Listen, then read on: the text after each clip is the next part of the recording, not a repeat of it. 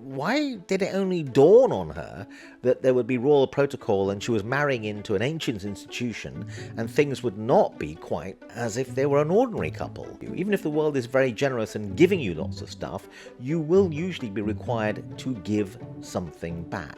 There's a very interesting moment at the beginning of the book, though. I just want to focus on one anecdote, which is their wedding and their wedding day. Hello and welcome. My name is Dr. Raj Persaud. I'm a consultant doctor and psychiatrist, and I'm based in private practice in Harley Street in London in the United Kingdom. I want to talk today about this book that I've been reading. It's just come out. It's by Andrew Lownie. It's called Entitled, The Rise and Fall of the House of York. I'm going to read the blurb. Entitled is the first joint biography of the Duke and Duchess of York, and the first full biography of either of them. Drawing on 4 years of research, numerous Freedom of Information Act requests, and interviews with over 100 people who have never spoken before. The book traces the lives of the Queen's second son and his ex-wife through their childhoods, courtship, marriage, divorce, careers, and royal and charitable activities. Still living in the same house, they claim to be the happiest divorced couple in the world. The book investigates the reality of their relationship and their love lives. It charts Andrew's record in the Falklands, his business activities, and reveals details of how the couple have been able financially to sustain their extravagant lifestyles. It also recounts the full story of the Yorks' links with Jeffrey Epstein.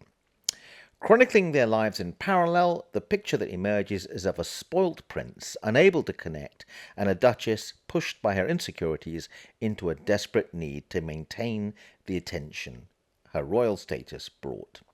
Rigorously researched and packed full of revelations, this is eye-watering biography at its best.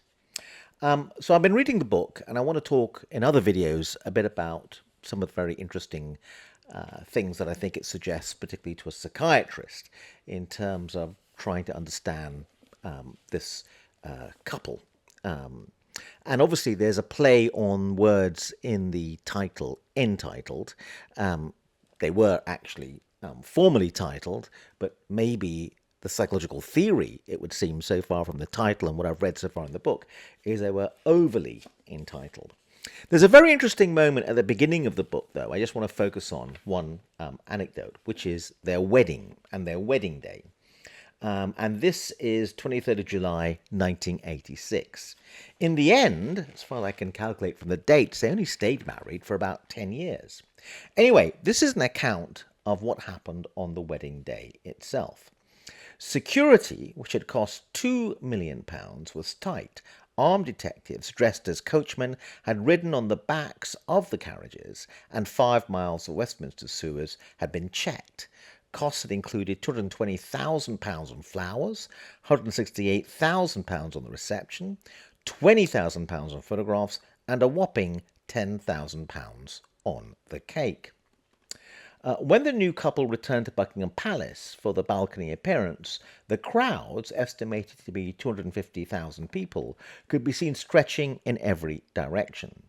A number itself dwarfed by the television audience of 500 million for the marriage of the monarch's handsome second son, one of the major royal events of the period.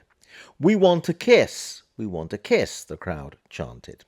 The couple cupped their hands to their ears as if they could not hear, and then obliged, the multitude roared. Next came the wedding lunch of salmon, cold lobster, lamb, strawberries and cream, and the 5-tiered £240 cake, which Andrew had to cut with his ceremonial sword. Sarah, however, did not have happy memories of the meal, an early indication that royal protocol was not for her. This is what she wrote later, remembering that fateful wedding lunch. "It was lavish and proper and dull, that lunch. At one point we raised a glass, yet no one made a toast, for that was not traditional. I felt suddenly washed by regret. All the pomp had been fine, but I wanted to be a regular bride. I wanted Andrew's best man to get up and make a funny speech, and for someone else to say what a jolly good person I was, or how badly I'd ridden my ponies. So now we return to the author's voice of this book. Just after 4 p.m, the newlyweds left from the palace forecourt, their horse-drawn landau boasting a large teddy bear and sign saying, "Phone home." For Chelsea's Royal Hospital, less than 2 miles away, a helicopter to Heathrow, a flight to the Azores, and their honeymoon on board the royal yacht Britannia. The young girl had her prince, the fairy tale had come true. Well, had it? Now, I think her statement about finding the wedding lunch dull and how she was washed by regret is really, really very interesting psychologically. Given the scale of the wedding, she still ended up being unhappy, Sarah Ferguson. So I think from my experience of dealing often with very famous people in my private practice, or very wealthy people, or very good-looking people, it's really fascinating, and I think this statement she makes about the wedding lunch reveals a lot about, from my clinical experience, of why some people can't seem to find happiness despite having practically everything you could possibly want. I've developed a catchphrase, which I hope to trademark at some point, that in my clinical experience, some people seem to be able to find hell in paradise. And Sarah Ferguson, from that statement, would appear to be suffering from that predicament. So there are a couple of things that are going on here. People who have had it all their way and had very easy lives and very pampered lives seem to find it very difficult to accept that sometimes life will not be as you want it to be. It's the nature of life. And they find it very difficult to adjust to that, as revealed by her statement about complaining about the lunch on her wedding day. So life will often not be as we'd like it to be, and part of the art of life and the survival of life and the art of being resilient, and indeed the art of finding happiness in life, is to accept that basic fact. There will be speed bumps along the way, to say the least. The second point is, this is a woman marrying into the royal family. How come she found it so surprising that there would be royal protocol, and therefore she couldn't have an ordinary wedding where a best man gave a funny speech, etc., etc.? Why did it only dawn on her that there would be royal protocol and she was marrying into an ancient institution and things would not be quite as if they were an ordinary couple? Really? She found it that difficult to spot that and only realized that on the wedding day itself, by which time it was a bit late? And this seems to be a recurrent problem. Maybe we're seeing it with Meghan Markle, and maybe we saw it with Diana. And why is that? What's going on there?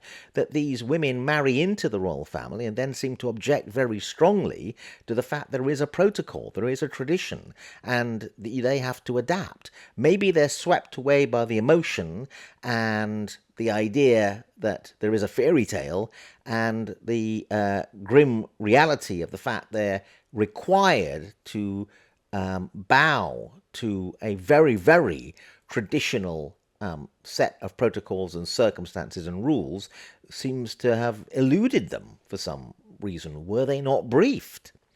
The final point I want to make, and this goes to the heart of the issue of finding happiness, given that life is difficult, is there's always a transaction in life. Just when it appears to you that everything's flowing your way, the world will require something of you. Even if the world is very generous and giving you lots of stuff, you will usually be required to give something back. There's always a transaction at the heart of life. You want stuff from the world, you will have to give something to the world. There is a give and take, a transaction at the heart of our experience of being in the world. A lot of people who find it difficult to find happiness, despite having practically everything, seem to think the traffic is only going to be one way, that they will get everything that they want, and they will never have to give anything.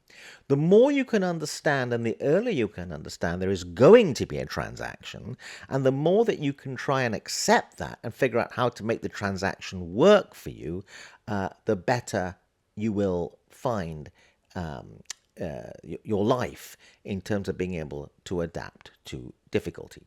So I'm going to read some more of the book, and I'll be reporting back to you some other excerpts. But this was such a fascinating statement, and I thought so emblematic of deeper issues that I just had to give an early indication of what may be coming next as I read further and further into the book. So I hope you found that little excerpt interesting and useful. Thank you.